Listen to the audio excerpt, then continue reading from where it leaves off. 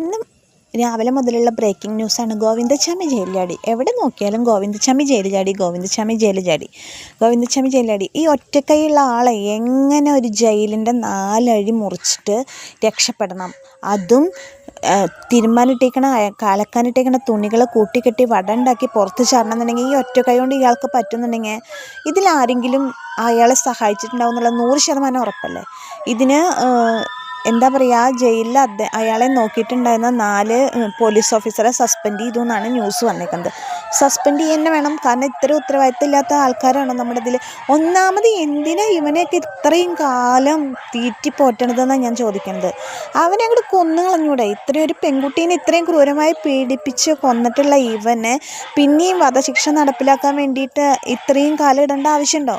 അവനെ അങ്ങോട്ട് on the സ്പോട്ടിൽ അങ്ങോട്ട് കൊല്ലണം. ആ ഒരു ഭാരം ഭൂമിക്ക് ചുമക്കണ്ടല്ലോ, അവൻ്റെ ഒരു ഭാരം കൂടി നമ്മുടെ ഭൂമി ചുമക്കണ്ടല്ലോ, അത്ര വിചാരിക്കേണ്ടത്. പിന്നെ ഇവൻ എന്തിനാ ഇത്രയും കാലം തീറ്റിപ്പോറ്റണമെന്നാണ് എനിക്ക് ചോദിക്കാനുള്ളത്. ഇനിയിപ്പോൾ അവനെ പിടിച്ചു, ജയിലിൽ ചാടി അവനെ പിടിച്ചു അവൻ അവിടെ തന്നെ കണ്ണൂരിൽ തന്നെ ഒളിച്ചു കഴിയായിരുന്നു. അവനെ പിടിച്ചു എന്ന് പറഞ്ഞാൽ പിടിച്ചു എന്നുണ്ടെങ്കിൽ ഇനി എന്തിനാ താമസിപ്പിക്കണം? അവനെ ആ ഓൺ ദ സ്പോട്ടിൽ വെച്ചിട്ട് തന്നെ അങ്ങോട്ട് തീർക്കണം എന്നേ. അല്ല പിന്നെ